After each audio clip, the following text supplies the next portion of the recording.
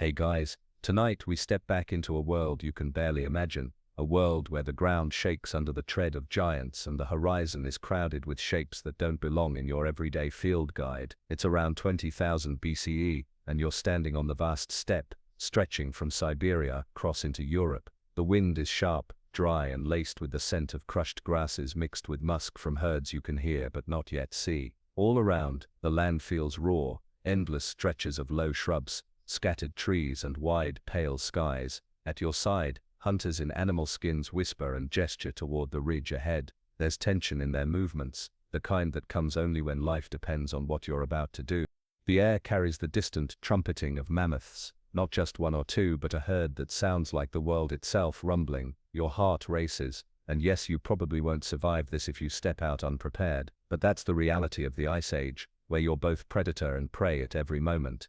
If you're here for the world of giants, megafauna before their fall, make sure to hit that subscribe button, drop a like and stick around, because this journey is one of survival, wonder, and loss. In the comments, tell me your location and the exact time you're watching. Imagine what megafauna would have walked through your hometown tens of thousands of years ago.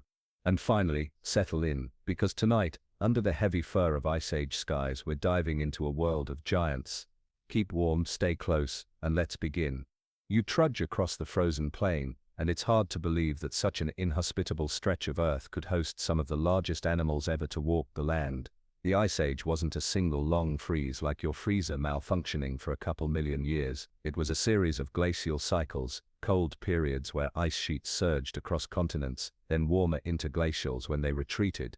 These cycles created an environment that was harsh but strangely fertile, especially on the Mammoth steppe. Imagine endless expanses of grasses, sedges, and herbs, not much for you to nibble on unless you've suddenly grown a taste for frozen salad, but perfect for sustaining enormous grazers.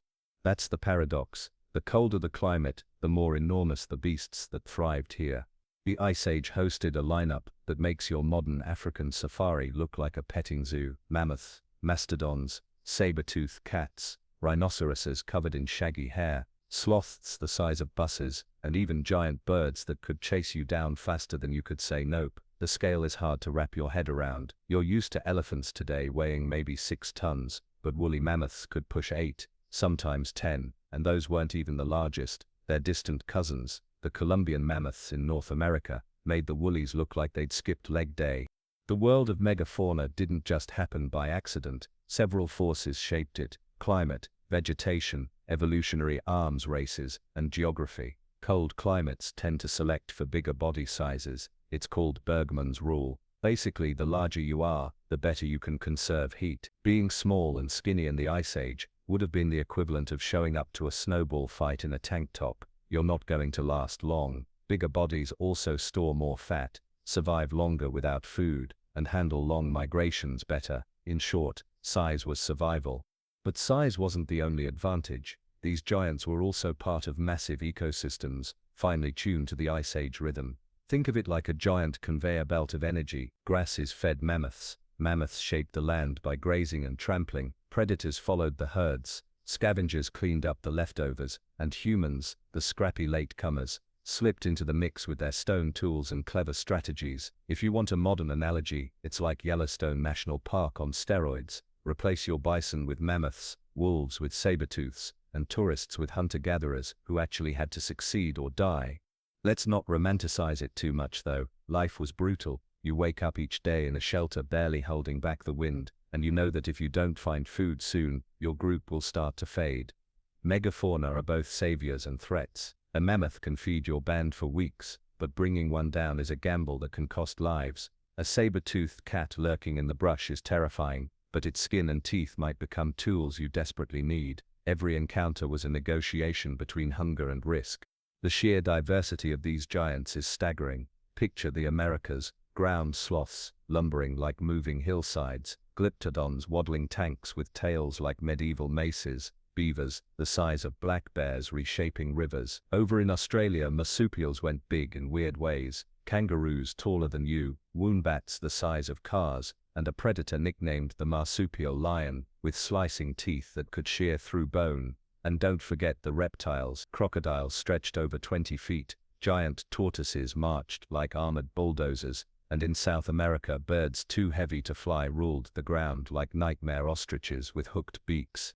But let's not get ahead of ourselves. Right now, here on this mammoth steppe, you're standing in the heart of megafaunal country. This was the most productive biome of its time, stretching across Eurasia and North America. Herds of herbivores packed the land, creating a rhythm of migration that predators and people followed. You hear constant sounds, the grunts of bison, the snorts of horses, the low rumble of mammoths, and somewhere in the distance, the cough-like roar of a big cat.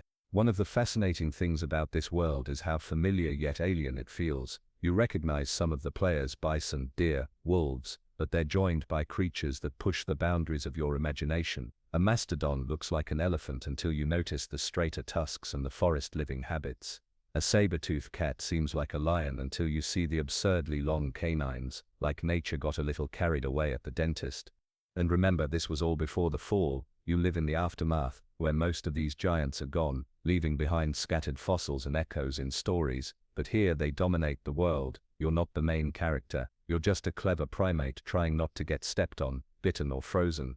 Let's also zoom out and think about geography. Ice sheets cover huge portions of North America and Eurasia, but between them, vast plains open up.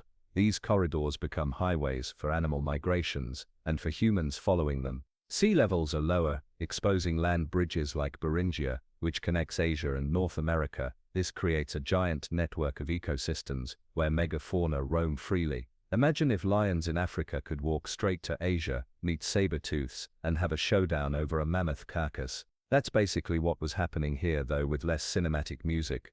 You probably wonder, how do we even know all this? Fossils, frozen carcasses, preserved dung. Yes, paleontologists really get excited about ancient poop and cave paintings. Humans who lived alongside these giants painted them with such accuracy that researchers can identify species. Imagine being so nervous about survival that you still took the time to sketch a woolly rhinoceros on a cave wall. Priorities, right? But those sketches are time capsules, telling us that people didn't just hunt these animals, they respected and remembered them. Another crucial point: megafauna shaped their environments. Mammoths acted like gardeners of the steppe, knocking down trees, spreading seeds, and maintaining grasslands. Without them, ecosystems would shift. It's similar to how elephants today are called ecosystem engineers. Remove them, and the whole system wobbles. So when you look at the Ice Age world, you're not just seeing random big animals, you're seeing the backbone of entire landscapes. Of course, living with giants wasn't always glamorous. Imagine setting out to gather firewood only to discover a short-faced bear, a predator nearly twice the size of a grizzly, lurking nearby, or stumbling across a pack of dire wolves, larger and stronger than the grey wolves you know. Every day carried the tension of discovery. What enormous thing am I going to bump into today, and will it eat me? That's not exactly a stress-free bedtime thought, but hey, you wanted history. Humor aside, what makes this introduction fascinating is realizing just how recent it all was. We're talking tens of thousands of years ago, not millions. These animals coexisted with people not unlike you, using stone tools, forming families, telling stories around fires. Your ancestors looked into the eyes of mammoths, tracked giant sloths, and outran terror birds. And somehow, you made it here. Though to be fair, it might have been sheer stubbornness more than skill.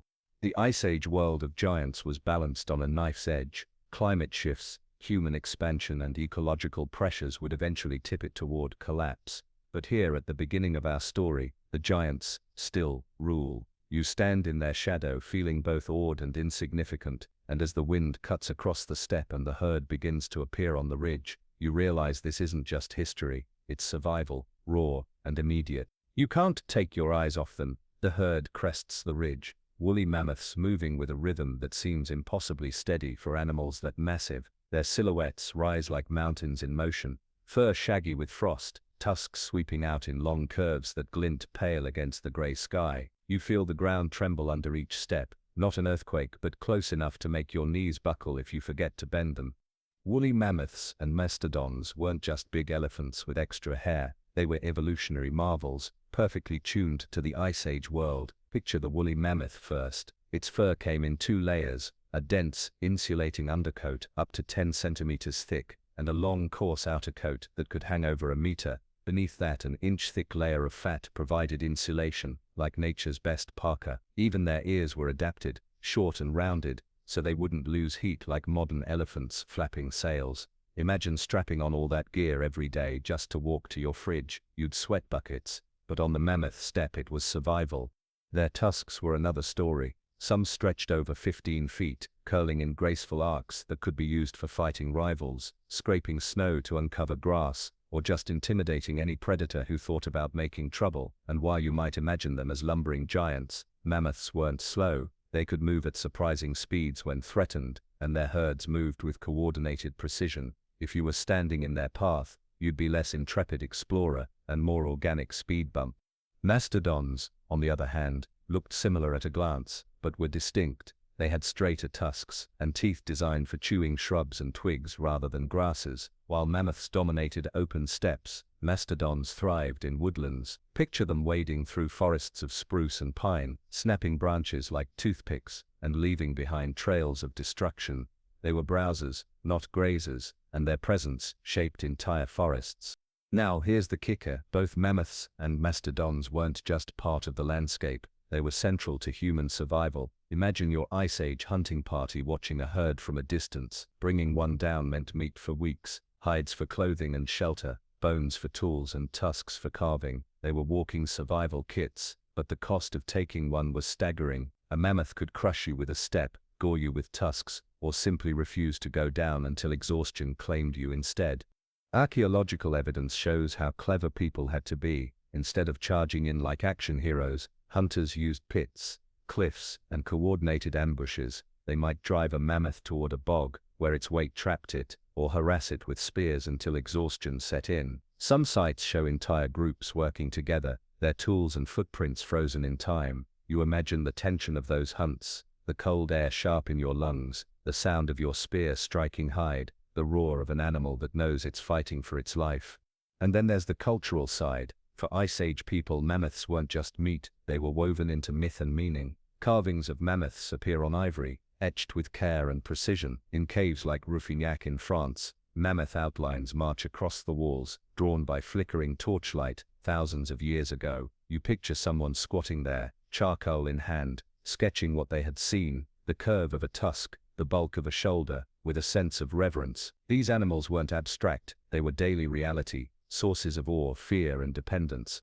Mastodons, too, left their mark, though their range was more concentrated in North America. Imagine dense forests filled with their scent, musky, resinous, like crushed pine needles mixed with earth. When modern humans later stumbled on mastodon bones, they sometimes thought they were from giant men or monsters. The idea of giants walking the earth has haunted human imagination ever since, and in a way, it wasn't wrong. These were giants, even if they weren't quite the mythic kind.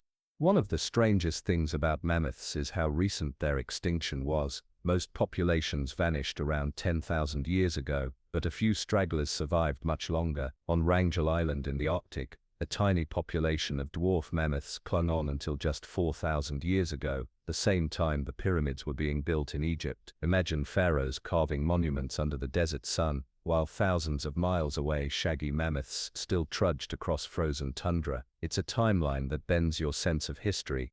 Of course, mammoths weren't invincible. They faced challenges from predators, climate shifts, and of course, humans. Saber-toothed cats and packs of dire wolves might have tested younger or weaker members, but humans were different. Humans didn't quit. They schemed, adapted, and returned again and again until even giants fell. And every mammoth that collapsed under a hail of spears was both victory and warning. Giants could fall, and eventually they all did. But let's not mourn them yet. Here in your Ice Age walk they still rule. The herd spreads out across the plain, calves sheltered in the middle, adults keeping watch with small eyes that glitter under heavy brows. You can smell them now, a pungent, earthy odor of musk and wet fur, mixed with the churned soil beneath their feet. The air is alive with sound, low rumbles, trumpet-like calls, the scraping of tusks against the ground. They are a moving city, and you are just a bystander at its gates. Mastodons, meanwhile, haunt the forests. Imagine stepping into a glade at dusk, shafts of fading sunlight catching the steam rising from their backs as they strip bark from trees. Their presence is quieter, but no less imposing. You hear the crack of branches, the crash of trunks falling under their weight, the the deep rumble of a throat call that vibrates in your chest. These are not animals you can ignore, they shape every moment of your life in this world. For all their power, mammoths and mastodons remind you of something essential. The Ice Age wasn't a human-centered story. It was a stage dominated by giants, and humans were supporting characters, scrambling for a foothold. You survive not because you're strongest, but because you're adaptable, sneaky, and willing to take insane risks. If you forget that for even a moment, the ground under your feet will remind you, with the thunder of approaching tusks.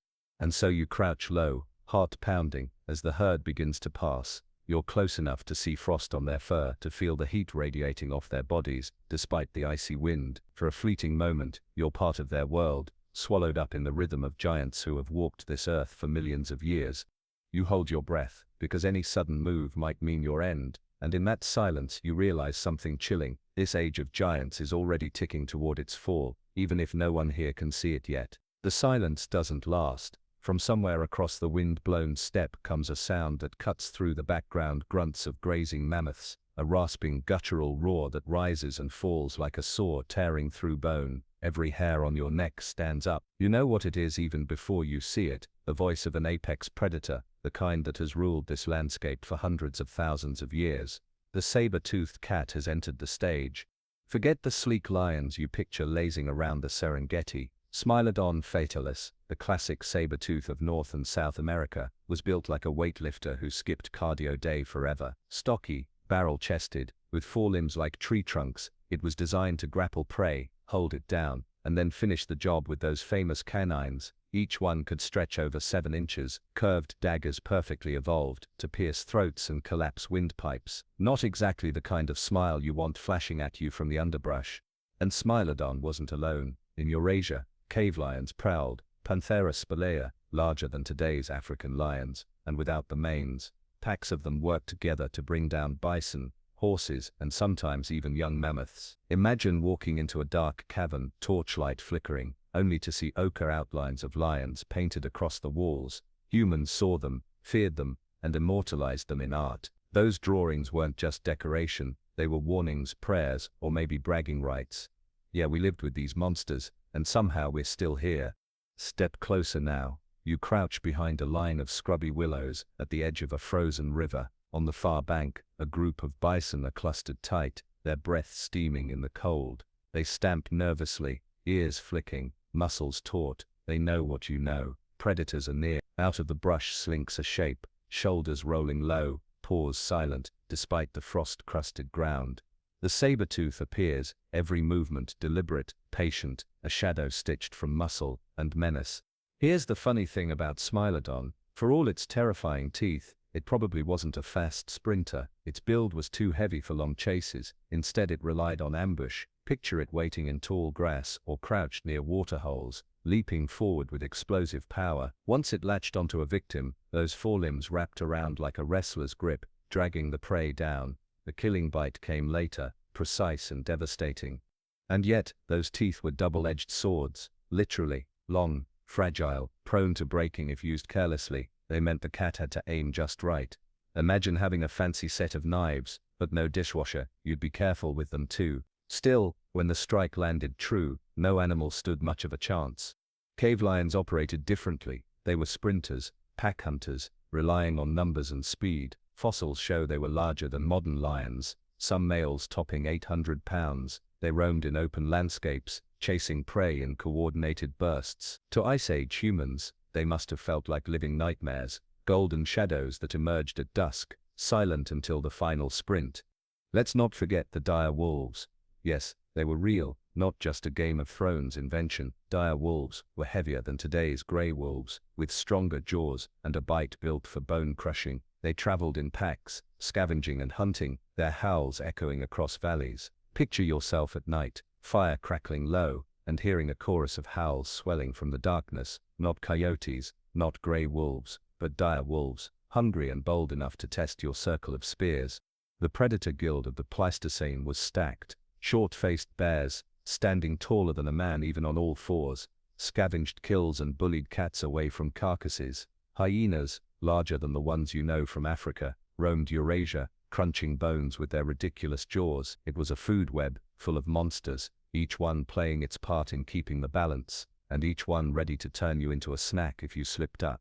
Now imagine being a human in this world. You're not at the top of the chain, you're somewhere in the middle, a hairless ape with a pointy stick, hoping teamwork will carry the day. At night, every shadow beyond the fire's edge feels like a predator's eye. Every rustle in the grass is a reminder that you're surrounded by creatures stronger, faster, and far better equipped for violence than you are. Your survival depends on your brain, your group, and maybe a little luck.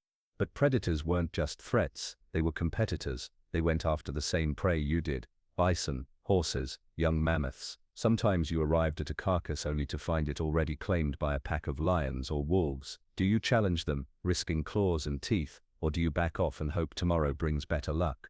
Archaeological sites show signs of both strategies. Humans scavenging after predators and predators scavenging after humans. It was less circle of life and more whoever gets here first wins. Predators also shaped human culture. The fear of saber-tooths, lions and wolves bled into stories, rituals and art. Imagine telling your children stories around the fire about a great cat that guarded the edge of the world, its teeth gleaming like the moon. Those myths might be entertainment, but they also carried warnings. Stay close, stay alert, or the night will take you. And let's talk about the sheer spectacle of these animals.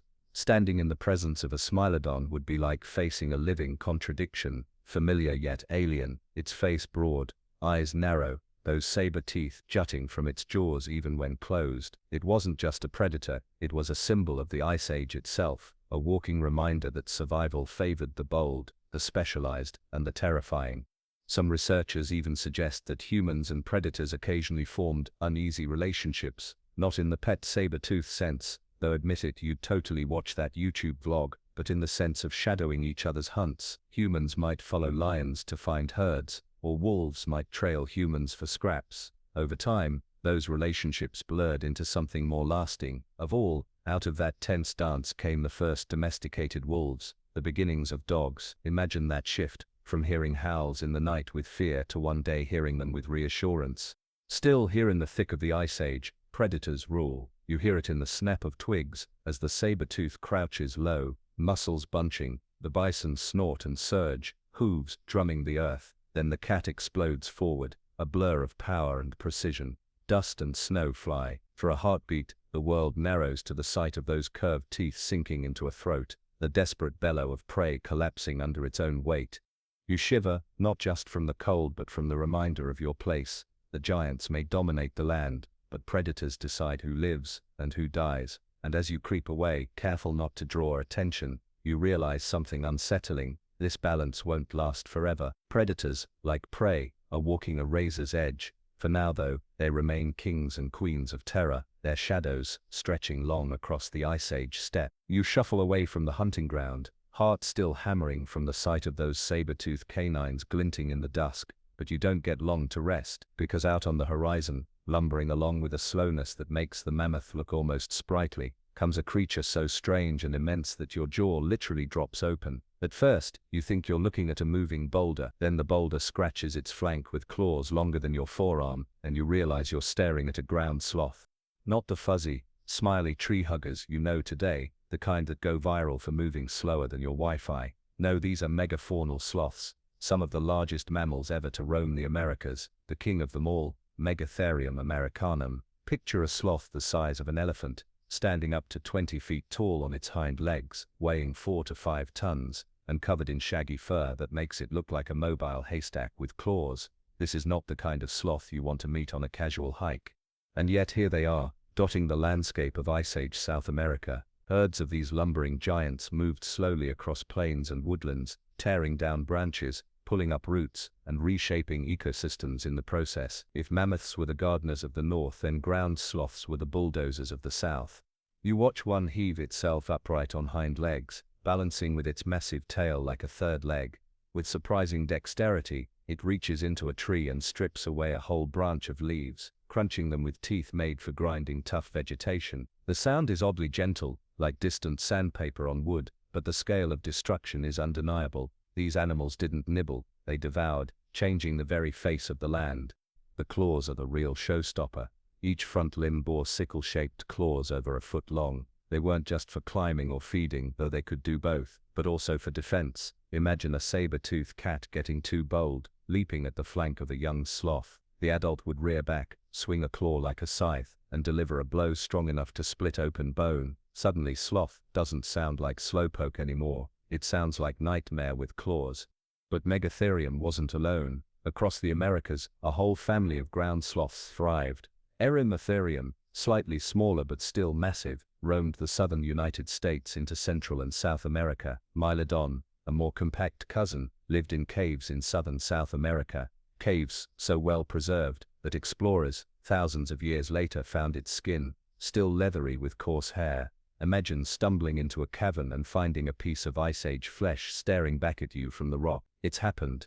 And then there were the arboreal giants like Paramylodon, blending climbing skills with ground foraging habits. Each species filled a niche, from open grasslands to dense forests, making sloths one of the most versatile groups of the Ice Age. They were slow, yes, but their size and claws meant they rarely had to hurry. Predators thought twice before tackling one, unless desperate. For humans, ground sloths were both opportunity and obstacle. Their hides could be turned into shelter, their meat into food, their bones into tools, but hunting them wasn't simple. Imagine trying to bring down a creature taller than your hut, able to knock a person flying with one swipe. You couldn't just charge with spears. You had to plan, coordinate, and hope they didn't notice you until it was too late. Evidence of sloth hunting exists, but it must have been rare, risky business. Now step back and take in the scene around you. The South American plains aren't empty. They're crowded with megafauna. Sloths lumber alongside glyptodons, armadillo relatives encased in shells like walking tanks. Giant llamas and horses graze, while terror birds stalk through the grass. The sloths tower over all of them, moving with a pace that suggests indifference. They don't need to hurry. When you're that big and that well armed, the world waits for you. But slow doesn't mean clumsy. Fossil trackways show that ground sloths could rear up, pivot, and swipe in seconds. Some paleontologists even think they may have occasionally eaten meat, scavenging carcasses with their claws. That idea sparks debates, but picture it for a moment. A sloth bent over a carcass, tearing at flesh with teeth designed for plants. It's an image straight out of a nightmare. Of course, like all giants, their story has a tragic arc. As climates shifted and humans spread, the sloths dwindled. Some clung on until just a few thousand years ago. Mylodon survived in southern Chile until about 10,000 years ago, and there are whispers in local myths of giant, hairy creatures roaming forests long after. Maybe echoes of sloths, maybe just the human imagination refusing to let go of giants. But here in your Ice Age walk, they are alive. One sloth ambles past close enough that you can smell it, a mix of damp fur, musky earth, and crushed vegetation. Its breath fogs the air as it exhales, and for a moment you meet its eyes. Small, dark, and surprisingly calm. There's no malice, no rush, just the steady presence of a creature that has walked this land for millions of years. You'll take a step back, careful not to startle it, because despite its calmness, you know what those claws can do, and you realize something sobering. Even in a world filled with predators, sometimes the most dangerous thing you can meet is a herbivore that doesn't want to be messed with. As dusk falls, the herd of sloths settles down, some resting against their tails, others continuing to strip branches. The land grows quiet, except for the crunch of leaves and the low rumble of distant thunder. You can't help but feel small, not because of their size alone, but because of what they represent. Giants, yes, but also survivors of a time when the earth allowed such enormity. For now, the ground sloths remain patient guardians of their world, but already you sense the fragility in their dominance. The Ice Age is shifting, humans are spreading, and the claws of giants won't always be enough. Still, as you curl into your furs and drift towards sleep, you hear them breathing in the distance, a deep, steady rhythm that feels like the heartbeat of the earth itself. The night stretches long and brittle with cold, and when dawn rises again, the sky glows pale gold over the South American plains. You roll stiffly out of your furs, expecting the usual horizon of shaggy sloths and steaming herds. But today your eyes snag on shapes that are stranger still, creatures that look like someone dropped an armadillo into a blacksmith's forge and hammered it into a tank. You're staring at glyptodons, armored behemoths that roamed the Americas alongside the ground sloths. If the mammoth was the gentle giant and the saber-tooth the silent killer, the glyptodon was the fortress. Imagine a Volkswagen Beetle with legs, a low-slung body encased in a shell of bony plates, called osteoderms, fused together into an impenetrable dome. Each adult glyptodon could weigh nearly 2 tons, stretching over 10 feet long. That's not an animal you tiptoe up to and poke with a stick, unless you've got a serious death wish. Their shells weren't just for show. This armor turned them into living strongholds. Predators like saber-toothed cats could leap, claw and bite, but most of the time they'd end up with nothing but broken teeth or bruised pride. And just when you thought you'd found a weak point, you'd realize the tail wasn't just a tail. Many glyptodons carried tail clubs, thick, bony masses, studded with spikes, capable of swinging with bone-shattering force. One swing from that tail could crush a predator's skull or break the ribs of a careless human. Now picture one waddling past you. Its movements are deliberate, low to the ground, claws scraping dirt as it digs for roots and tubers. Its head, capped with its own bony helmet, swings from side to side. The creature makes soft snorts as it forages, oblivious to your awe, or maybe just too well armored to care. You can almost hear it thinking, "Go ahead, try me, see how that ends." The glyptodons were part of a wider family of armored giants. Their relatives included the smaller but still hefty Doeocarus, which carried a massive spiked tail club, resembling a medieval morning star. If you're imagining two of these titans squaring off in combat, you're not far off. Fossil evidence shows cracks and dents in their shells that suggest battles, whether over territory, mates, or just sloth-like disagreements that escalated into tail club duels. But let's not forget, despite their weaponry, glyptodons were herbivores. Their peg-like teeth were designed for grinding plants, and their diet probably consisted of grasses, roots, and other tough vegetation. Still, don't let the vegetarian menu fool you. Many of the most dangerous animals in history have been herbivores. Just ask anyone who's ever annoyed a hippo. The glyptodon fits that same mold: peaceful until provoked, then devastating.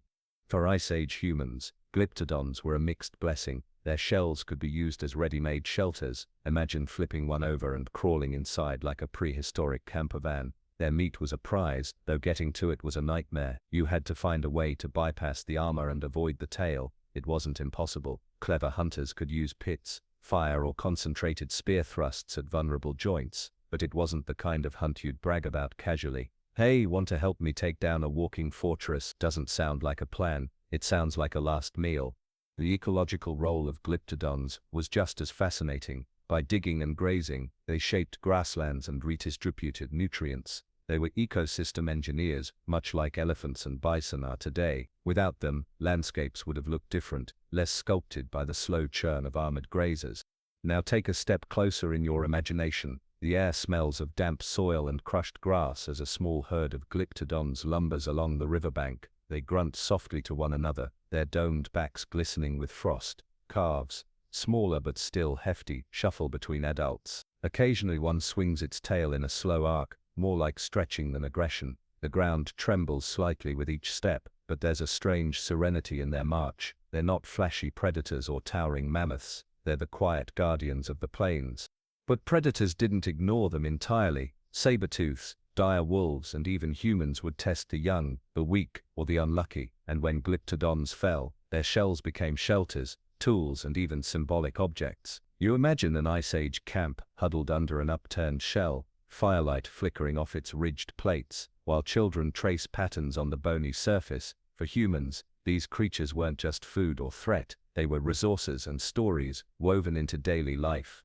The tragedy, as with so many megafauna, came later. When climates warmed and humans expanded across the Americas, glyptodons couldn't keep up. Their slow breeding rates, reliance on specific habitats, and sheer visibility made them vulnerable. By about 10,000 years ago they were gone, the armored fortresses dismantled not by predators, but by time, environment, and the clever persistence of humans.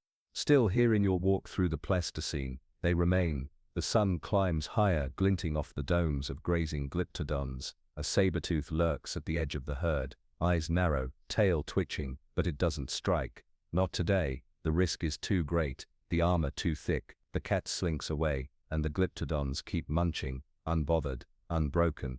You stand transfixed, torn between laughter and awe, because really, what other era could gift you a creature that looks like a tank, eats like a cow, and carries a tail club straight out of medieval warfare? Only the world of giants, a world already slipping toward its end, but still alive in every lumbering step. The armored tanks of the planes vanish into the mist, their domed shells glinting faintly as they retreat toward a grove of twisted trees. You exhale, thinking maybe today's parade of impossibly oversized creatures is done, but then you hear something unexpected, a sharp splash, followed by the unmistakable slap of a tail against water. You glance toward the river, and nearly laugh out loud. At first it looks like a regular beaver, busy as ever, fussing at a dam, but then your brain catches up with your eyes. That's no ordinary beaver, that thing is the size of a black bear.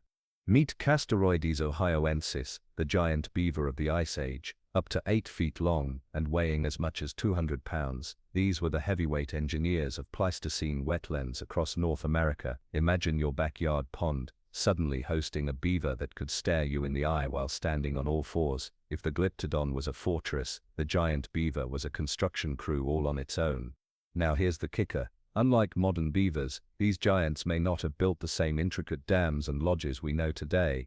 Their incisors, massive, orange-stained chisels up to 6 inches long, weren't as well suited for fine carpentry. Instead, they may have focused on digging and gnawing through vegetation, reshaping wetlands in slower but equally dramatic ways. Picture them chewing through saplings with a single crunch, flooding valleys, and creating habitats for countless other species. The soundscape of their world would have been distinctive. Splashes of water, the crack of wood, the rumble of a giant body sliding into a pond. You step closer to the bank and hear it clearly now, a giant beaver paddling in circles, its broad tail slapping the surface like a warning drum. The smell of wet fur and mud hangs heavy in the air. It's comical and intimidating all at once, a mix of cuddly woodland critter and prehistoric nightmare. And Castorides wasn't alone in representing oversized rodents. South America had Josepharitigazia monosae, the largest rodent known to science, a capybara on steroids. Picture an animal the size of a small car weighing over a ton, nibbling on plants with rodent incisors, big enough to make you rethink every cartoon you've ever seen of a mouse. Estimates suggest its bite force rivaled that of modern crocodiles. Now imagine one scurrying, slowly, ponderously, through marshland, while terror birds and giant sloths keep their distance.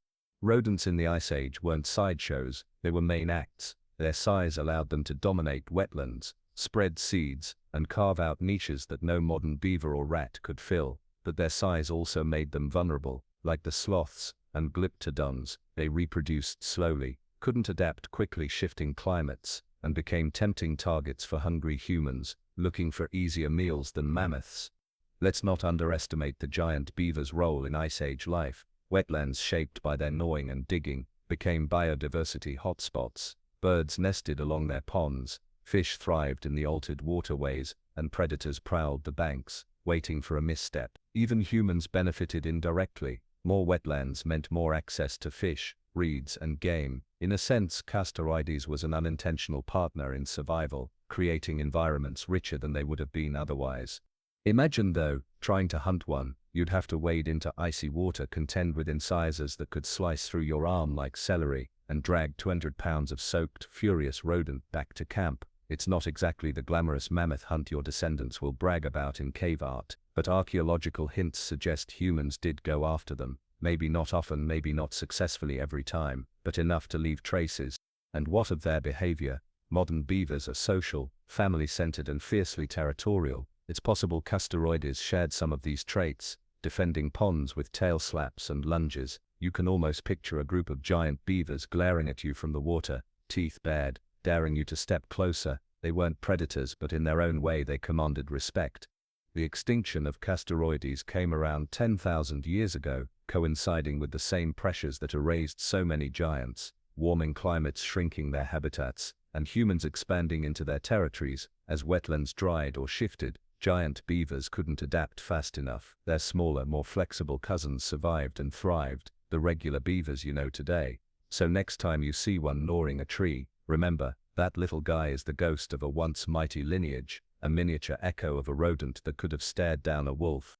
Still, here in the Pleistocene, they're alive and thriving. The pond in front of you churns as one giant beaver surfaces, shaking water from its fur. Sunlight catches its orange incisors, gleaming like copper blades. It lets out a low growl, yes, a growl, and slaps its tail with a force that sprays water across the bank. The sound makes you jump, and you laugh nervously. realizing that even in a world of saber-tooths and mammoths, sometimes it's the rodents that command the stage.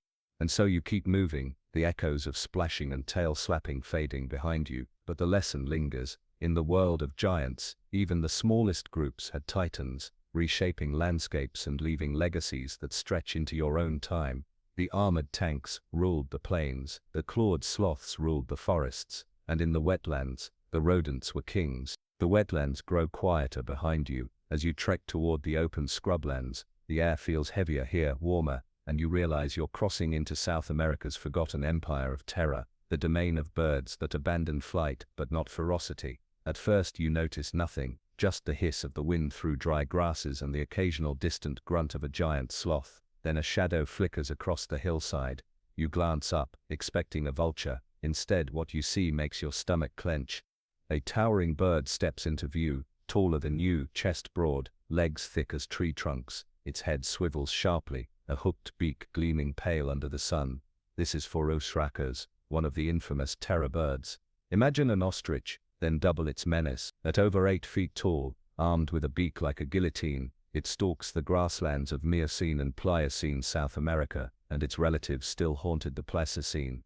The terror birds weren't dainty scavengers, they were apex predators, filling the role big cats or wolves played elsewhere. Their legs were built for sprinting, their claws sharp enough to pin down prey, and their neck muscles ridiculously strong. One hammering strike of that hooked beak could shatter a skull, tear through hide, or disembowel a struggling victim. To put it bluntly, you do not want to hear that beak clicking in the dark. Step closer in your imagination. The bird's feathers are coarse, dark, more like a cassowary's than a hawk's. Its eyes are bright and unblinking, locked on movement in the grass. A rodent, not giant this time, just unlucky, scurries across the open ground. In an instant, the bird lunges forward, legs pumping in a blur. The rodent has no chance. A single strike of the beak, a toss of the head, and the animal vanishes down its throat. The sound that follows is a guttural croak, almost satisfied. You shiver.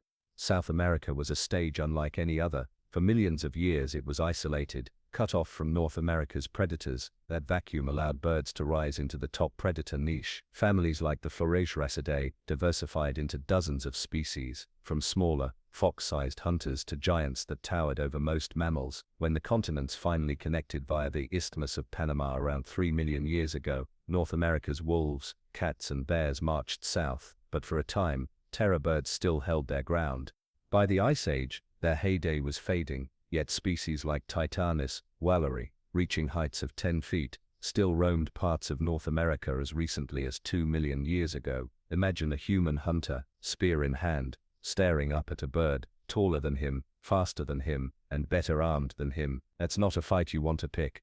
What makes terror birds so captivating is how alien they feel. You're used to mammals as predators, lions, wolves, bears, birds. In your modern mind are pigeons and songbirds, but here, in this world of giants, the rules are flipped. The sky's descendants conquer the ground, turning feathers into weapons, and speed into dominance.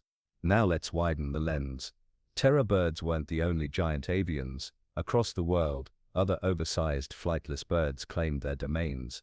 In Madagascar, Epiornis, the elephant bird, grew up to 10 feet tall and laid eggs bigger than footballs. In Australia, Janiornis, a massive duck-like bird, loomed over grasslands until humans arrived. These weren't predators like Phorocos, but their size alone made them ecological giants, shaping vegetation and feeding entire human clans with a single egg.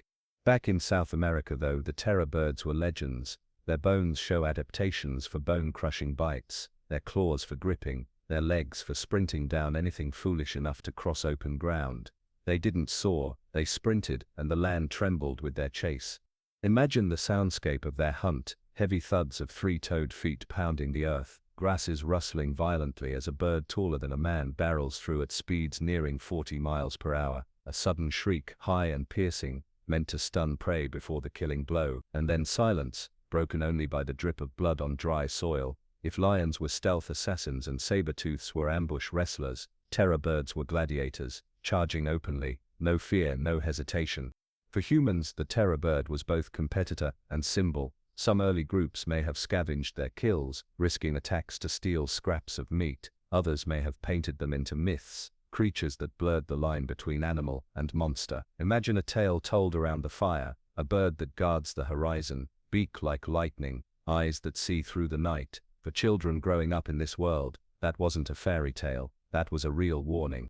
Still, for all their terror, the birds had weaknesses. Their eggs, enormous and unguarded, were vulnerable to raiding. Their slow reproduction rates made them fragile against overhunting. And once mammals like jaguars and wolves spread into South America, the balance shifted. By the end of the Ice Age, the terror birds were gone, their echoes fading into the cries of smaller hawks and eagles.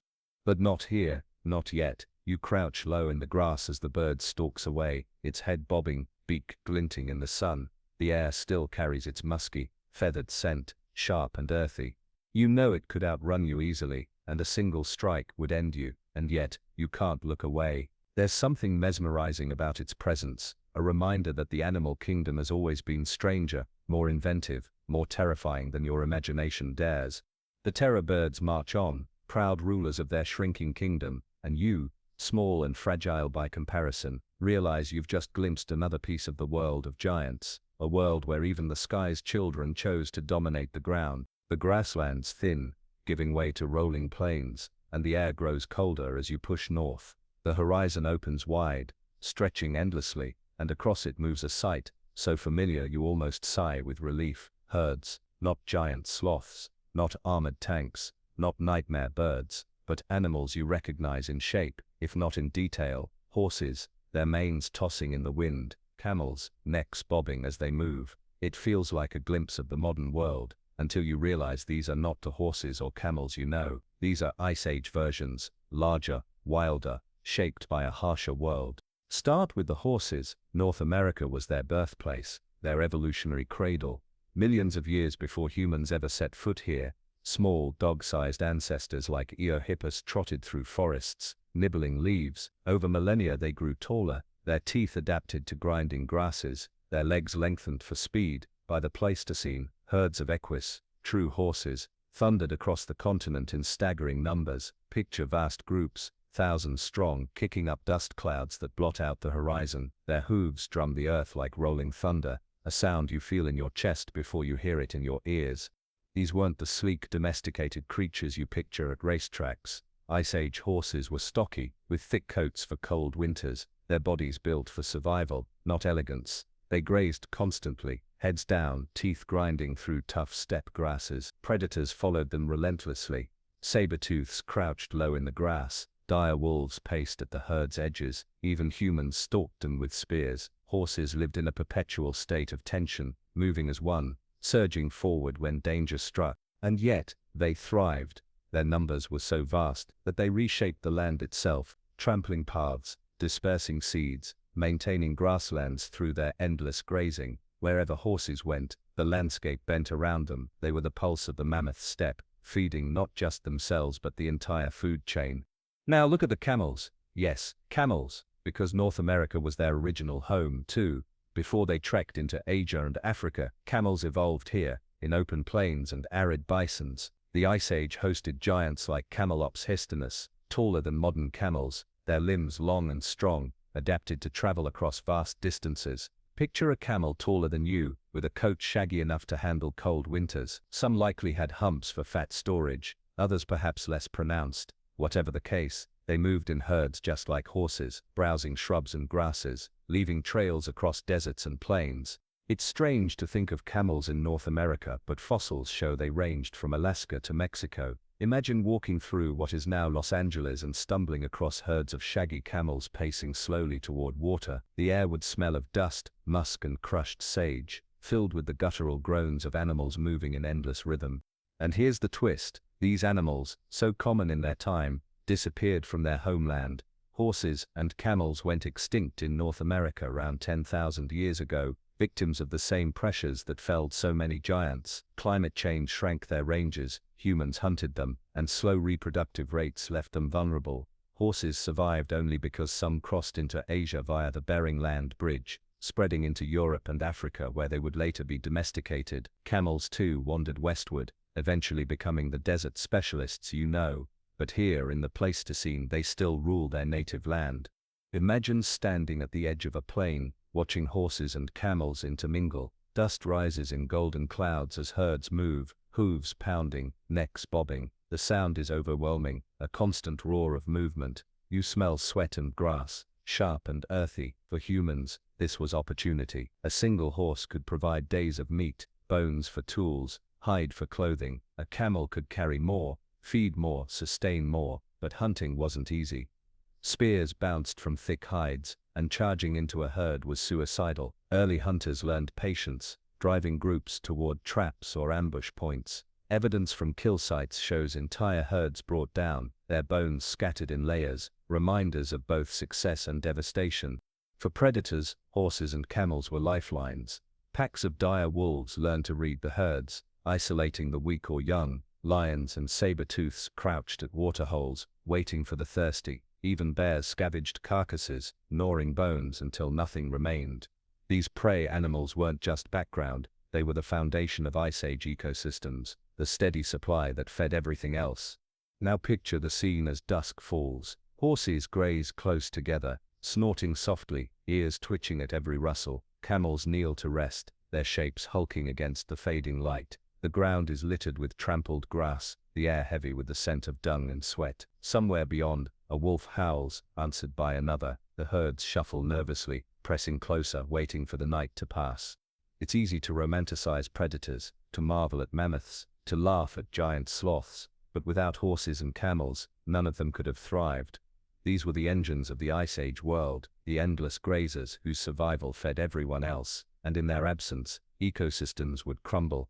Of course, you know what comes next. These herds, so vast and powerful, will vanish. Horses will disappear from this land, only to return thousands of years later, brought back by humans across the ocean. Camels will never return, surviving only in deserts, half a world away. But for now, here they are alive. The earth shakes with their movement, the sky fills with their dust, and you stand small in their shadow, a spectator to a rhythm older than history. The day stretches long, and with it the land opens wider still, a horizon without end. You crest a ridge, and suddenly the world seems alive in every direction, not with solitary giants this time, but with multitudes. You're staring out over the Mammoth steppe, the richest grassland Earth has ever produced, and everywhere you look it heaves with movement. The Mammoth steppe wasn't just a place, it was an empire of grass, stretching from Spain across Siberia, over the land bridge of Berinia, and into Alaska and Canada. During the height of the Ice Age, this biome covered nearly 13 million square kilometers. Imagine prairies, tundras, and savannas rolled together into one sprawling ecosystem, frozen at times, lush at others, but always alive with animals. This was the beating heart of the Pleistocene, and you are standing right in it. The first thing you notice is the sound. It's not one noise but 1,000 layered together, the low rumble of mammoth herds, the bleating of musk oxen, the sharp barks of caribou, the soft huff of bison. Hooves drum like endless rain, tusks clash in hollow echoes, and now and then a roar cuts across it all, predator reminding prey that safety is only temporary. It's overwhelming, a living orchestra of survival. Look closer. A herd of steppe bison flows across the plain like a dark river, shoulders high, heads massive, horns sweeping wide. Each weighs nearly a ton, their humps bristling with muscle, their coats thick and shaggy against the cold. They graze constantly, their muzzles sweeping back and forth across frozen grasses, their breath fogging in steady plumes. These bison are the true backbone of the steppe, as critical here as the American bison will be to the Great Plains thousands of years later. Beyond them move musk oxen, compact and stoic, their curved horns glinting, their long hair brushing the ground. They cluster tightly, forming protective circles when predators approach, calves hidden in the center. The smell they carry is sharp and oily, strong enough to sting your nose even at a distance. They're survivors, living fossils that will persist into your own time, though here their numbers are far greater. And then there are the caribou, rangy, restless, their antlers towering over their heads like forests of bone. They move in streams, never pausing for long, always searching for the next patch of lichen or grass. Their hooves click and clatter over frozen ground, a constant percussion beneath the chorus of grunts and bellows. All of them, together, define the steppe. It's a landscape sculpted by grazers and browsers, maintained not by trees but by hooves and teeth. Without them, grasses would choke, shrubs would take over, and predators would starve. With them, the steppe thrives, a self-sustaining machine of life. Now imagine what it feels like to stand in their midst. The ground vibrates under your boots as herds pass within arm's reach. You feel the warmth radiating off their bodies, the musk heavy in the air. A bison snorts, tossing its head, frost clinging to its whiskers. A caribou brushes past, antlers creaking like old wood. Every direction holds movement, noise, and the constant reminder that you are small in a world built for giants. For predators, this is paradise. Lions stalk the edges of herds, their eyes sharp, muscles twitching. Dire wolves lope in packs, tongues lolling, waiting for weakness. Even humans, clever, persistent, opportunistic, track these movements, ready to strike when conditions favor them. It's a constant dance of energy transfer, grass to grazer, grazer to predator, predator to scavenger. Nothing is wasted, everything is risk. Humans left traces of their hunts across this landscape. Kill sites reveal piles of bison bones, butchered with stone tools, marrow cracked open for sustenance. Sometimes entire herds were driven into ravines or bogs, their remains layered in mud as testimony to coordinated strategy. Imagine the chaos, shouts echoing, animals bellowing, dust rising in choking clouds, the thundering panic of hundreds of hooves. For the hunters, success meant survival. For the herds, it meant annihilation. Yet even as prey, these animals shaped human culture. Their hides became tents, their sinews turned to bowstrings, their bones carved into needles and weapons. Stories of hunts, of herds that fed villages through the long winters, must have circled fires night after night. In art, their forms appear, bisons etched into caves, caribou sketched in ochre, mammoths painted in sweeping lines. These weren't mere animals, they were partners, adversaries, and deities all in one. The mammoth steppe was more than survival though, it was beauty. Picture it in midsummer, grasses waist high, nodding in the wind, dotted with wild flowers, blues, yellows, purples, a surprising explosion of color in a land you imagine as barren. Butterflies flicker, bees hum, birds wheel overhead, herds spread across the horizon like dark stains against gold. The air is alive with the hum of insects, the musk of animals, the endless sound of chewing, moving, living. Then picture it in deep winter, the grass is buried, the land locked in ice, herds bunched tightly against the wind. Snow crusts their backs, icicles hang from beards and antlers, calves stumble through drifts, predators grow bolder, hunger pushing them close. Humans huddle in furs, fires crackling, eyes watching the dark. The steppe doesn't sleep, it endures, alive with struggle, even when silence seems to smother it. You might wonder why this biome could support such richness when modern tundras seem barren. The answer lies in productivity. The mammoth steppe was surprisingly fertile, fueled by grasses adapted to cold, dry climates. These plants packed nutrients into every bite, feeding herbivores that in turn fed predators. Unlike modern tundra, which is boggy and poor, the steppe was wide, open, and endlessly productive. It was quite literally a land built for giants. And yet, for all its abundance, it was fragile. A system this vast depended on balance, climate steady enough for grasses, herds large enough to graze, predators sharp enough to cull. Change any one factor, and the dominoes could fall. Warmer temperatures, shrinking grasslands, human overhunting, each chipped at the foundation. By the time glaciers retreated for good, the mammoth steppe was already unraveling, its giants dwindling, its abundance fading into memory. But you don't know that yet. You stand on the ridge, watching the sun dip low, painting the herds in long shadows. The land stretches infinite, alive in every direction. You smell dung and grass, sweat and musk. You hear the constant roar of life. For a moment you close your eyes and let it all wash over you, the weight of thousands of animals, the hum of the steppe, the reminder that once, long before your world, the earth itself pulsed with giants. The winds shift, carrying not the musk of bison or the dust of the steppe, but something sharper, drier, tinged with eucalyptus and the faint char of ancient fires. You've crossed oceans and time zones in your wandering, and now you're in Australia, the land where evolution threw out the rulebook, then scribbled new rules in the margins. If Eurasia and the Americas were kingdoms of mammoths and saber-tooths, Australia was a continent of marsupial giants, each stranger than the last. The first figure you see makes you stop cold. At first glance it looks like a wombat, round body, broad head, stubby legs. Then your perspective adjusts. This wombat is the size of a rhinoceros. You're staring at Diprotodon, the largest marsupial ever to live, weighing up to 3 tons, nearly 14 feet long, This creature was a lumbering browser of woodlands and grasslands. Imagine a wombat crossed with a hippo, trundling along with jaws full of leaves, its bulk shaking the earth with each step. Herds of Diprotodon once roamed across the continent, reshaping vegetation, dispersing seeds, and leaving trails as broad as modern highways. The sound of their chewing fills the air, steady and rhythmic. Their smell, earthy, pungent, mixed with the sharp tang of eucalyptus, drifts across the plain. Calves shuffle close to their mothers, ears twitching, while males lumber in loose groups, occasionally grunting low to warn rivals. If the mammoth was the banner of the north, Diprotodon was the banner of the south.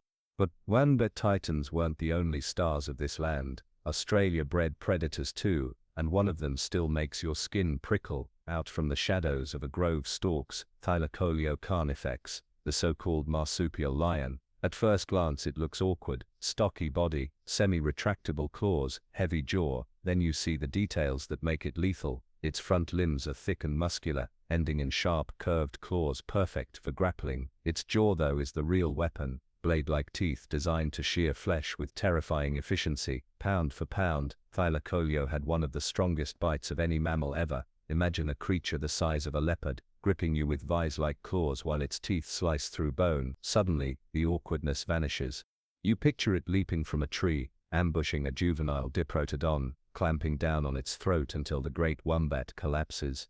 Fossil evidence suggests Thylacoleo was an ambush predator, lurking in dense forests, using stealth and sudden violence rather than long chases. Aboriginal rock art even depicts it, stylized yet unmistakable, suggesting humans feared and respected this killer.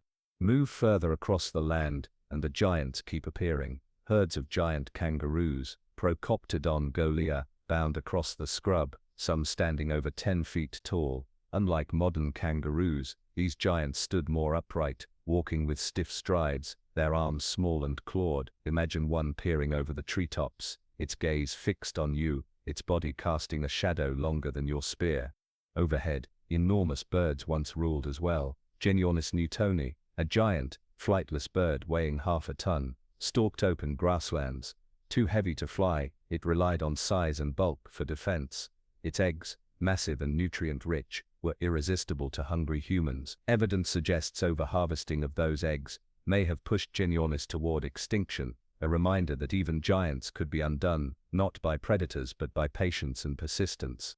In rivers and billabongs lurked even older giants. Reptiles, crocodiles larger than buses, slid silently under the water, their eyes glinting just above the surface. Turtles the size of dining tables basked on muddy banks, their shells thick and ridged. The water smelled of algae and rot but also of life, a reminder that even here where marsupials ruled the land, reptiles never fully gave up their throne.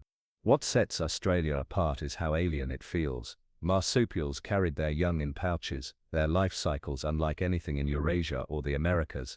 Diprotodon calves poked their heads from their mothers' pouches, long after birth, watching the world from a safe, bouncing cradle. Thylacoleo kittens grew inside folds of skin before becoming forest ambushers. Even the kangaroo giants carried echoes of this strange pouch-centered strategy. It was evolution rewritten, a parallel world of mammals that solved survival in ways that seemed bizarre to you but worked perfectly for millions of years. Now close your eyes and listen. The plain hums with cicadas, wind whistles through eucalyptus leaves, carrying the peppery scent of oils. Diprotodons grunt as they graze, their massive jaws grinding leaves. Somewhere in the distance, a Thylacoleo roars, not a lion's rumble, but a high guttural scream that makes the hair on your arms rise. Kangaroos thump as they bound past, tails cracking against the ground for balance. The air feels heavy, charged, as if every step you take is watched by eyes older and stranger than your own species. For humans arriving here, the first Aboriginal peoples, crossing by boat from Southeast Asia perhaps 65,000 years ago, this must have felt like stepping into a dream. Food was abundant, giant marsupials to hunt, eggs to gather, reptiles to fish. But danger was constant, predators lurking in shadows, climates shifting between wet and dry, landscapes that burned easily under lightning strikes or intentional fire. Humans adapted quickly, using fire to manage grasslands, coordinating hunts, telling stories of spirits that took the shapes of animals. Many researchers believe those stories preserve echoes of the Megafauna, memories of Diprotodon and Thylacoleo woven into myth. Yet here too the giants fell. By 40,000 years ago, most of Australia's megafauna were gone. Climate shifts strained them, but human hunting likely tipped the balance. Slow reproduction, large bodies, and high visibility made them vulnerable. A few species clung on, shrinking in size. Adapting kangaroos, wombats, and dingoes are their modern shadows, but the great age of marsupial giants ended, leaving only bones, art, and whispers. Still in this journey, they live. You watch a diprotodon herd trundle past, their backs brushing against low branches, their calves nosing at leaves.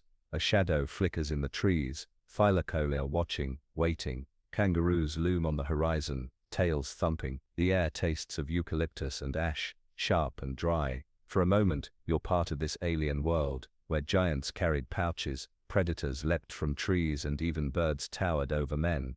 Australia was never subtle. Its giants didn't just walk, they announced themselves, and as the sun sinks low, painting the sky blood red, you realize that in this world of giants, the strangest wonders of all came from a land apart, a continent where evolution dared to experiment on the grandest scale. The red dust of Australia clings to your skin as you drift onward, but the land beneath your feet shifts again. The air grows damp, the soil rich and dark, and the horizon splinters with rivers and swamps. You're leaving marsupial country behind and stepping into a realm where scales and shells still reign. Here, the giants aren't mammals or marsupials, they're reptiles and amphibians, survivors of ages long past, still thriving in the Ice Age world. The first ripple on the river makes you freeze.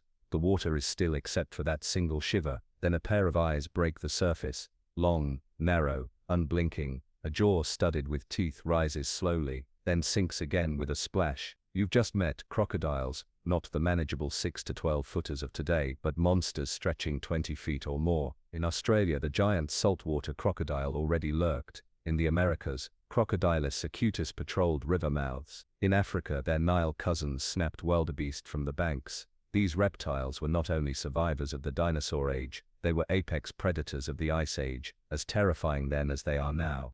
Imagine standing on a riverbank while herds of horses, camels, or sloths come down to drink. Everything seems calm, the sun glittering on the water, birds wheeling overhead, until the river explodes. A crocodile surges forward, jaws clamping shut with the force of a hydraulic press. Water foams, hooves thrash, and in seconds the struggling animal is gone, dragged under, drowned in silence. The ripple fades, the herd shuffles back, wary but thirsty. Life goes on. But crocodiles weren't alone in claiming the watery kingdoms. In Madagascar and islands across the Indian Ocean, giant tortoises plodded through wetlands and grasslands, their domed shells gleaming like polished stone. Some weighed over 500 pounds, living for centuries. Imagine a herd of them grazing slowly across a meadow, their shells creaking, their breath wheezing, their eyes patient and ancient. Unlike the aggressive crocodiles, tortoises were peaceful giants, shaping ecosystems by spreading seeds and mowing vegetation, yet they were no less crucial to the balance of their environments. Now push further into South America. Along swampy banks, you find traces of something stranger still, giant caimans, close relatives of crocodiles. Fossils of species like Pyrosaurus, though older than the Ice Age, remind you that for millions of years, reptiles dominated South American waterways. Even in the Pleistocene, their smaller but still formidable kin thrived, sliding through rivers, jaws always half open, waiting for the unlucky. And then there were amphibians, not the tiny frogs you flick away today, but hulking salamanders and toads that pushed the limits of size. In South America, Beelzebufo, nicknamed the devil frog, belonged to an earlier epoch, but hinted at the lineage's power. Imagine a frog the size of a beach ball, mouth wide enough to swallow small mammals. In the cooler climates of Asia, giant salamanders, ancestors of those still found in Japan and China, slithered through streams, some over 6 feet long. Picture them lurking under rocks, their slimy bodies pressing close to the current, jaws snapping at fish or unwary rodents. Their skin glistened in the moonlight, smelling faintly of wet earth and algae.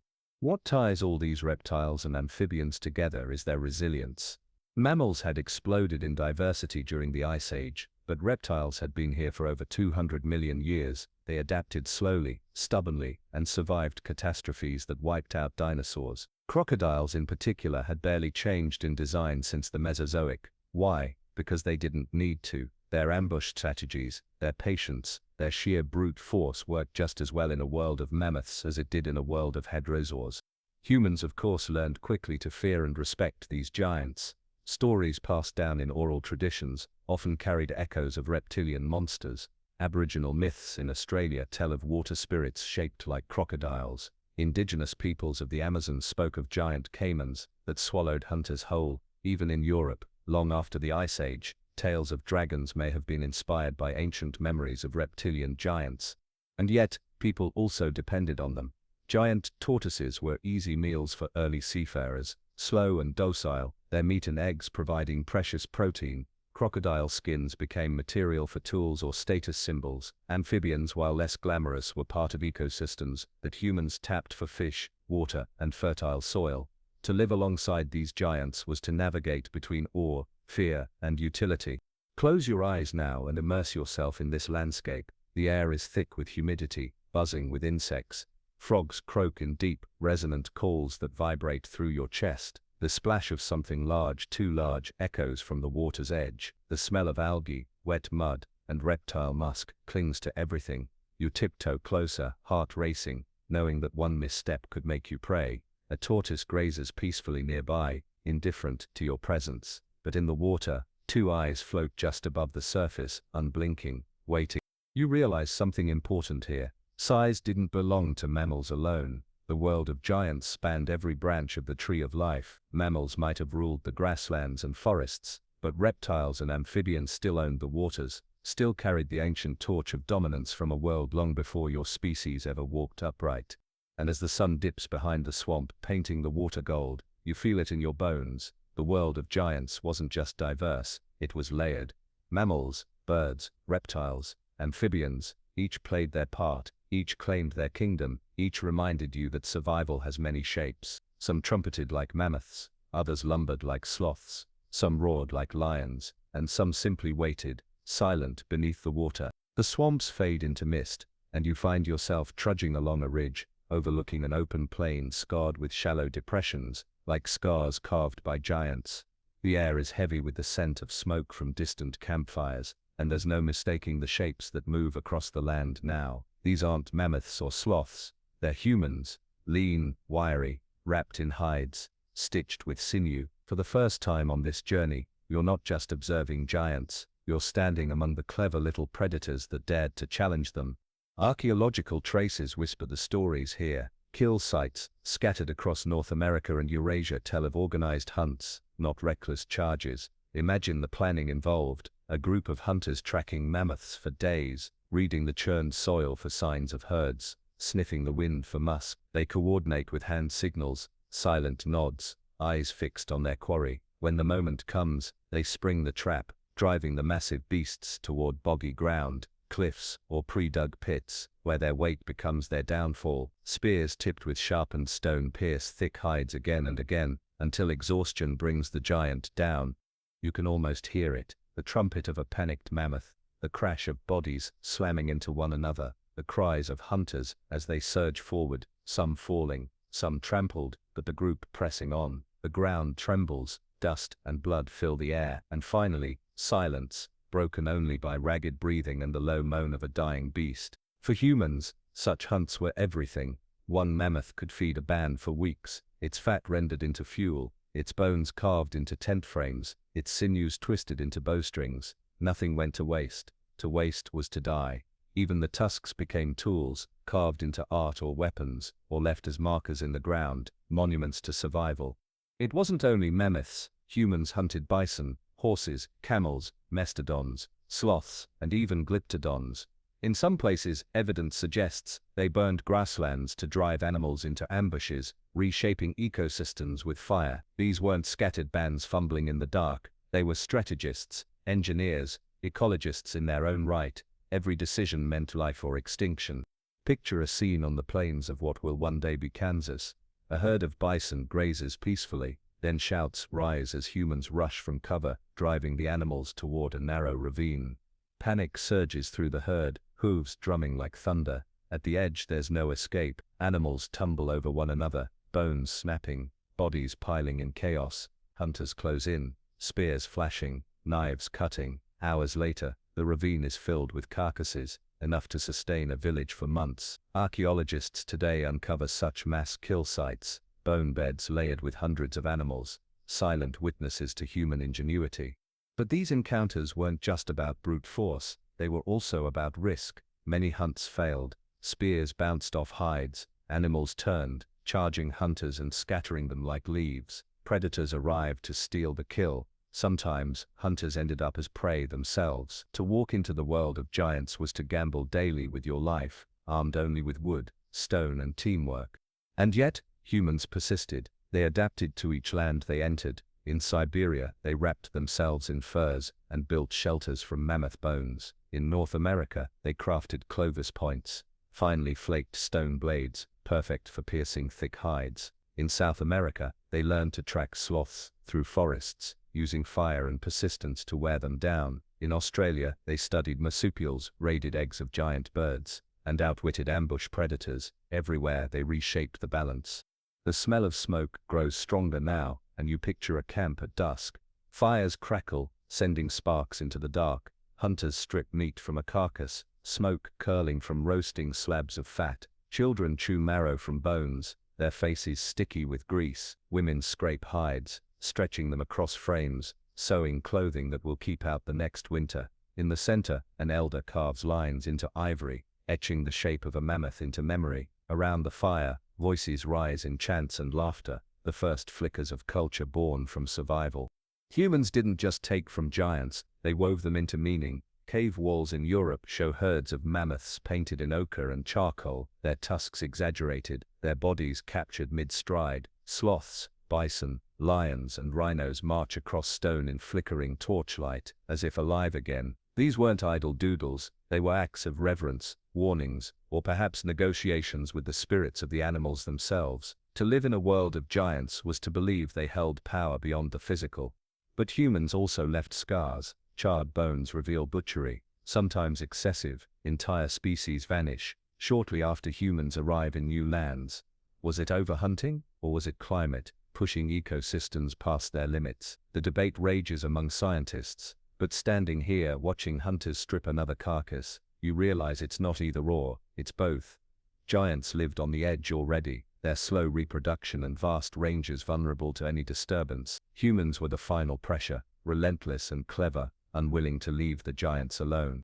Now listen carefully. The night around camp is restless. In the distance wolves howl, lions cough, owls screech. But the fire pushes them back, at least for now.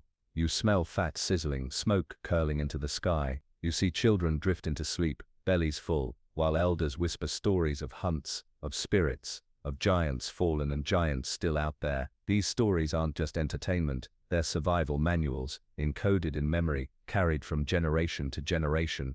For you it's a sobering moment. You realize that the story of giants is not just about animals, it's about humans too, about how your species stepped into a world where you were small and fragile, yet bold enough to take on creatures 10 times your size. The giants may have ruled the land, but humans learned to play the long game, to plan, to endure, to push until even the mightiest fell. And as the fire burns low, the smell of smoke clinging to your hair, you understand the truth. The world of giants wasn't lost by chance. It was lost because humans walked into it with spears in hand and stories in their hearts, determined to survive at any cost. Dawn breaks across the plains, but it doesn't feel like the endless abundance you've seen before. The air has changed. It's warmer, damper, the snow line retreating up distant mountains. Streams that once froze solid now trickle freely, flooding meadows where grasses once stretched thick. Something subtle but profound is shifting, the climate, and with it, the world of giants begins to tremble. The Ice Age wasn't a single block of frozen time, it was a pulse of glacial and interglacial periods, with ice sheets advancing, then retreating. Around 20,000 years ago, the last glacial maximum held Earth in its grip, glaciers pressing south, temperatures frigid, sea levels low. But by 15,000 years ago, the thaw was underway. Massive rivers of ice melted, releasing torrents of fresh water. Grasslands shrank, forests spread, wetlands expanded. For the giants, who had thrived in open cold steppes, this was the first crack in their empire. You walk across a once dry valley now turned marsh. The ground squelches under your feet. Where bison and horses once grazed in endless herds, reeds and willows choke the land. Mammoths, adapted to wide, grassy steppes, find fewer places to feed. Their massive milers, ridged perfectly for grinding grasses, wear quickly on twigs and bark. They grow thinner, their ribs showing, calves faltering in the mud. You can hear the trumpet of hunger in their calls, higher pitched, more frantic. Caribou and muskoxen shuffle restlessly too, their ranges squeezed. The cold they once endured so well becomes patchy, unpredictable. Winters shorter, but harsher in bursts. Summers wetter, breeding more insects, tormenting animals with swarms. Herds that once moved with confidence now scatter, chasing dwindling food across fragmented habitats. And predators, they feel the pinch just as sharply. Dire wolves prowl the edges of shrinking herds, but fewer prey means fiercer competition. Cave lions grow leaner, some driven into marginal areas where starvation looms. Even saber-toothed cats, masters of ambush, struggle when large prey vanish from their ranges. Their long canines, perfect for puncturing throats, become liabilities when only smaller animals remain. Fossil evidence shows starving cats with worn teeth, their skeletons frail, their power waning. Humans, though, adapt. Where mammoths grow scarce, they turn to reindeer, fish, birds and roots. They invent new tools, lighter and sharper, bone harpoons for waterfowl, nets for salmon. They adjust camps, shifting with the seasons, exploiting whatever niche the land offers. While giants falter, humans spread into Europe's thawing forests, into the Americas' fresh corridors, into Australia's dry heart. The balance tilts. You smell it in the air, the rot of thawing ground. Permafrost melts, releasing not just water but methane, gases long trapped in ice. The land sags, creating bogs and sinkholes. In Siberia, mammoths stumble into mud traps, preserved in death by the very conditions that killed them. Thousands of years later, their bodies will emerge intact, fur still golden, bellies full of last meals, tusks curling like frozen crescents. But for now their collapse is silent, witnessed only by wolves and crows.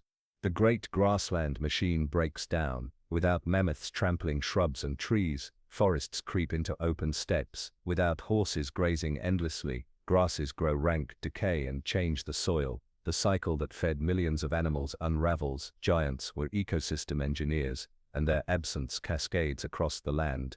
You picture the mammoth steppe shrinking like a receding tide. In its place, patchworks of woodland, marsh and tundra spread. Some species adapt. Bison linger in smaller herds. Reindeer survive, migrating still. Muskoxen persist in the coldest corners, but others cannot. Mammoths, mastodons, giant sloths, their ranges shrink too quickly, their bodies too specialized for change. Climate also reshapes migration routes. The Bering Land Bridge, once a vast plain connecting Asia and North America, floods as sea levels rise. Herds can no longer pass freely. Humans find their routes cut off. Populations isolate. Genetic diversity dwindles. Even for creatures who survived millennia of ice, the new warmth becomes an enemy. Pause here and listen. The soundscape has changed. Where once the air roared with herds, now there is more silence. A lone mammoth trumpets across the marsh. A pack of wolves howls, but their cries echo longer before answering voices reply. Birds chatter in the trees, new arrivals taking advantage of spreading forests. The land feels less like a stage for giants, more like a patchwork fractured and unstable. For humans, this instability is opportunity. They watch the changes, learn new strategies, and move quickly. Archaeological sites show people broadening diets, eating fish, shellfish, rabbits, even insects. They carve harpoons from antler, weave baskets for roots, adapt to whatever climate throws at them. Where giants falter, humans thrive, and in that thriving lies danger for every massive beast that still lingers. But climate change isn't just background, it's the driver, the relentless engine of change. Imagine winters that swing wildly, summers that scorch, rains that flood. Animals adapted to predictability falter in chaos. Calves die in mud, plants fail to bloom, predators starve. Every shift tilts the scales further, and the giants, once unshakable, find themselves walking a narrowing path. You look up, watching clouds roll heavy across the sky. Rain begins to fall, steady, cold. The air smells of wet earth, sharp and metallic. A herd of muskoxen huddles together, calves bleating weakly. In the distance, a mammoth lies in a bog, its tusks jutting like pale crescents above dark water. Life goes on, but it feels more fragile now, more uncertain. The world of giants is not ending all at once. It's unraveling slowly, strand by strand, pulled apart by warming skies, melting ice, and shifting rains, and you, small human, watch it happen with eyes wide, perhaps not realizing that the same climate allowing your survival is quietly erasing the giants forever. You move on through the dampening world, and the silence of vanished herds gnaws at you more than the howls of predators ever did. The earth itself feels like it is arguing. Was it the warming skies or the relentless spears that pushed the giants to the edge? This is the great debate of extinction, the argument that still lingers among scientists. Thousands of years later, was it overkill by humans, or climate collapse that ended the reign of megafauna? Stand here at the crossroads of theories. On one hand, the overkill hypothesis, championed by thinkers like Paul Martin in the 1960s, paints humans as the decisive blade. The evidence is stark. Wherever humans arrived for the first time, the giants disappeared soon after. In North America, mammoths, mastodons, giant sloths, and camels all vanish within a few thousand years of people crossing the Bering Land Bridge. In Australia, Diprotodon and the marsupial lion vanish shortly after Aboriginal peoples spread. In Madagascar and New Zealand, giant birds like the elephant bird and moa vanish soon after Polynesian seafarers land. The pattern repeats like a drumbeat. Humans arrive, giants vanish. Coincidence? Maybe. But the timeline stares you down. Picture a band of Ice Age hunters. They don't think of themselves as executioners of species. They think of themselves as hungry. A mammoth is food, fire, shelter, tools, and ritual all in one. A Diprotodon calf is meat too tempting to ignore. A giant bird's egg can feed a family for days. These decisions, multiplied across centuries and continents, whittle down populations already stretched thin by changing climates. But climate too cannot be ignored. The Ice Age thaw was brutal, reshaping ecosystems in ways no species could fully anticipate. The mammoth steppe shrank, forests invaded grasslands, marshes swallowed plains, animals finely tuned to cold, open habitats faltered as their world dissolved. Mammoths starved on bark, sloths lost their forests, predators faced empty stomachs. Even without humans, some argue many giants were doomed by a climate no longer theirs. Walk now into an archaeological site, bones scattered in layers of mud. You see cut marks on mammoth ribs, stone spear points lodged in vertebrae. You also see animals dead in bogs, starved by poor forage. Both truths sit together, hunted and starving, pressured from both sides. It wasn't just one killer, it was a pincer movement, a squeeze that left no room to breathe. The debate is more than academic, it shapes how you view your own species. Are humans destroyers, wielding spears with reckless abandon, or survivors, adapting to whatever chance gave them? Perhaps both. To say humans overkilled ignores the desperation of Ice Age life. To say climate alone absolves them ignores the pattern etched across continents. Let's slow down and imagine the mechanics of overkill. A band of hunters moves into new territory, where animals have never seen humans before. To a mammoth, people are strange, hairless apes, curious maybe, but not dangerous. So the herds don't flee at first sight. They let hunters close too close. Spears fly, and giants fall. Populations plummet quickly when animals lack fear. Within generations, those who survive learn weariness, but by then numbers are too low. The animals breed slowly, their calves few, their lifespans long. Recovery is impossible. Now contrast that with climate stress. Imagine an ecosystem teetering already. Grasses sparse, winters erratic, herds shrink from hunger. Predators weaken. Into this fragile system come humans. Their hunting, small at first, tips the balance. The giants fall not because of one blow, but because the scales were already tilting. Fossils whisper both stories. Some sites, like Clovis kill sites in North America, are clear evidence of human hunts. Others, like Siberian bogs filled with mammoth remains, suggest starvation and misfortune. Radiocarbon dates show extinctions clustered around both warming events and human arrivals. The truth lies in the overlap. Climate set the stage, humans delivered the final act. And yet, not every giant vanished. Some species endured. Musk oxen clung to Arctic tundras, reindeer spread widely, bison survived in smaller herds. Even mammoths lingered on Wrangel Island until just 4,000 years ago, long after pyramids rose in Egypt. Why them? Perhaps their habitats remained suitable. Perhaps their ranges included refuges humans could not reach. Perhaps luck, survival is never fair. Humans, of course, remembered. In myths and stories, echoes of giants lived on. Folk tales of hairy beasts, thunderbirds, and monsters lurking in swamps may preserve faint memories of animals seen by distant ancestors. Even the Bible and ancient epics speak of giants roaming the earth. Maybe not metaphor, but faint recollections of a time when men really did walk among creatures far greater. As you walk the fading steppe, the silence deepens. Once herds thundered here, now only small groups move, deer, wolves, scattered bison. The air smells less of musk, more of damp soil. The sky feels bigger, emptier. You realize you're walking not just through land, but through loss. And in that loss is the shadow of a question humanity still wrestles with. What role did we play, and what does it mean for the giants still alive today? Elephants, rhinos, whales, who face similar pressures of warming climates and human hands. The debate lingers, but the giants don't. The mammoth trumpet fades, the sloth's lumber slows, the saber-tooth's roar falls silent. The argument doesn't matter to them. Extinction is extinction, and all you can do is trace the stories left behind, wondering if the world might have been different had the scales tipped a little less. Night falls again, and you sit by a fire built from driftwood and bones.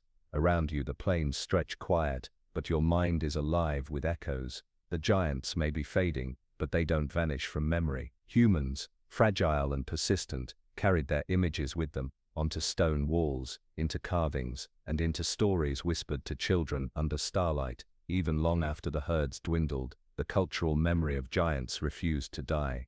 Take a step into a cave in southern France, torchlight flickering against limestone, shadows dance, and there they are, mammoths, etched in ochre and charcoal. Their curved tusks sweep across the rock, their hulking shapes captured mid-stride. The artists knew them well, down to the wrinkles in their trunks. At Rouffignac, over 150 mammoths march across the walls, painted by hands that likely hunted or at least tracked them daily. These images weren't casual doodles, they were devotion, storytelling, perhaps even ritual, a way to honor, remember, or ask permission from the spirits of the beasts.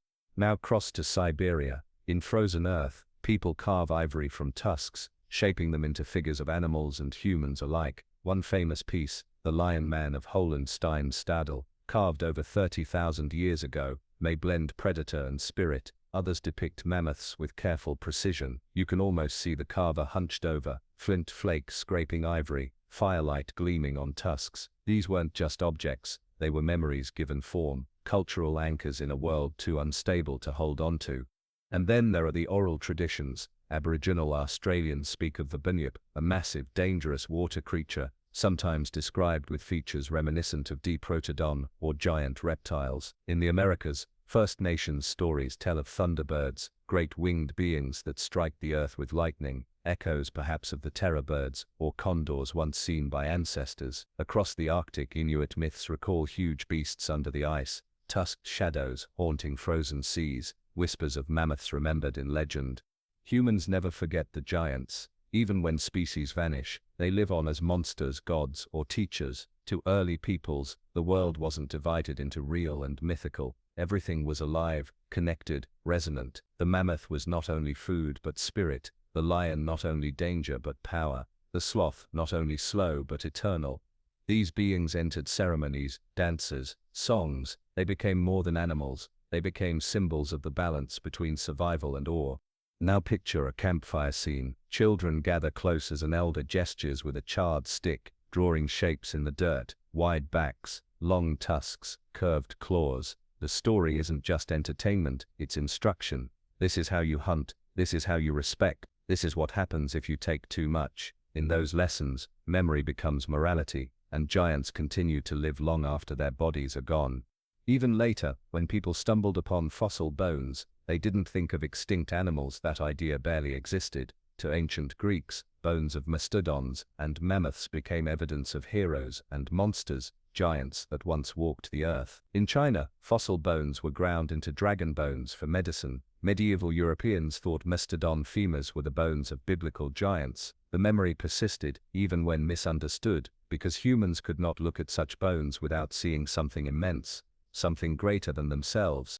Consider too the echoes in religion. Flood myths across the world sometimes describe vast animals swept away by waters. Biblical passages mention behemoths with tails like cedars, leviathans of the sea, perhaps inspired by memories of Megafauna. The Norse told of Jörmungandr, a serpent so vast it encircled the world, maybe rooted in glimpses of giant marine life. Myths grew around bones, sightings, and the deep cultural need to explain giants no longer seen but never fully forgotten.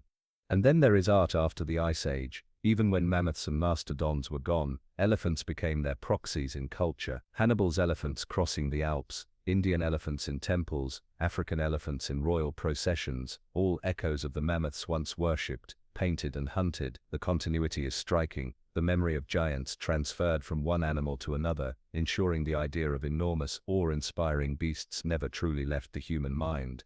You pause by your fire and look at the stars. Overhead, constellations glitter. Imagine ancient hunters tracing shapes in the sky, not of tiny stars but of the animals that ruled their world.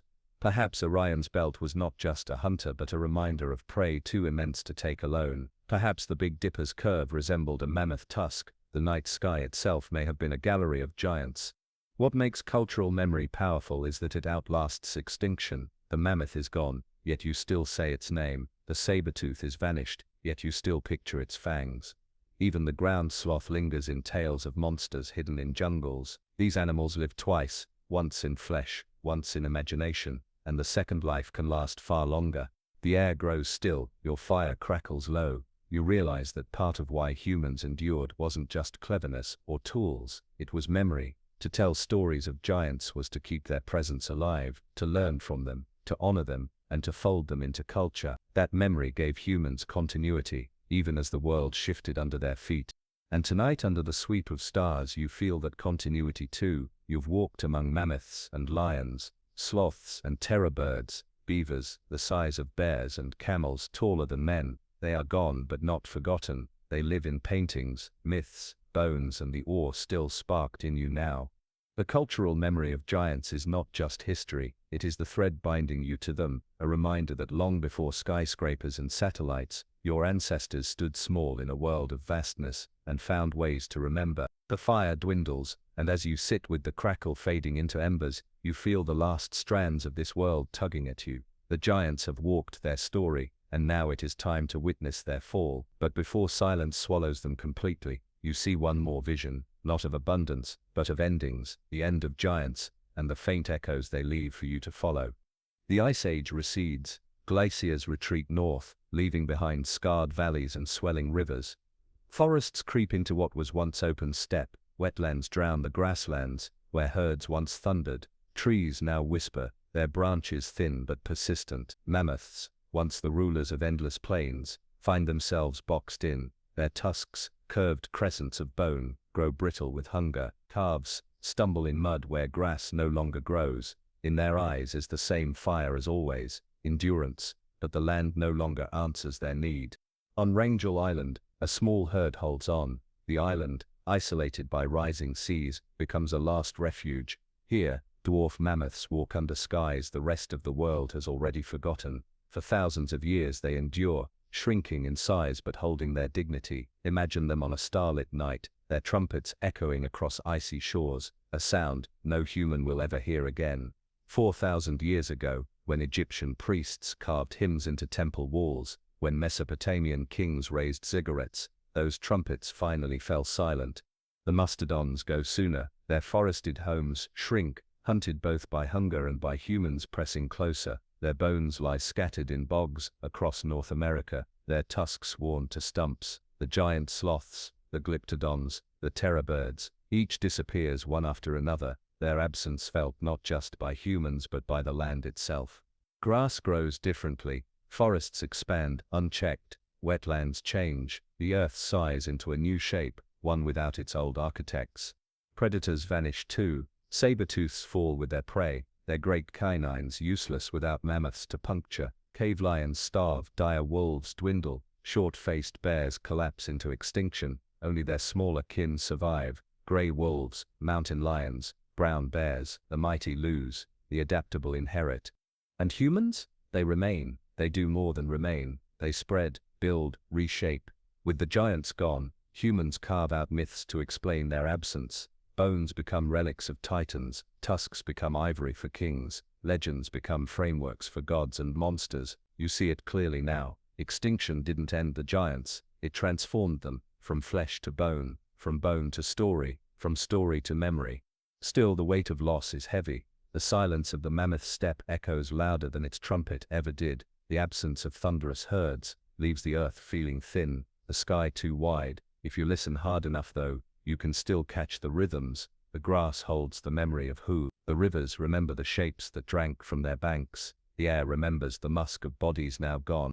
And today, echoes still stir. You see them in elephants, last of the proboscideans, their tusks curved like mammoth ancestors. You see them in bison, shaggy survivors of a greater age. You hear them in the howls of wolves, shadows of dire packs. You glimpse them in tortoises, slow and armored, reminders of a time when reptiles too stood among giants. The world of giants hasn't ended completely. It lingers, in fragments, fragile and precious. But those fragments tremble again under human pressure. Elephants fall to ivory poaching, rhinos to bullets, whales to harpoons. Climate warms once more, habitats fracture, and you see history repeat. You realize the fall of giants isn't just a story of the past. It's a warning, whispered across millennia. The giants fall when balance breaks, and humans hold the scales. Now lean back, let the pace soften. The fire burns low, casting only a faint glow against your face. The wind has lost its bite. It brushes past gently, carrying the scent of ash and distant grass. The giants have passed, and yet their presence hums beneath the silence. You breathe it in long and slow, and let the world exhale with you.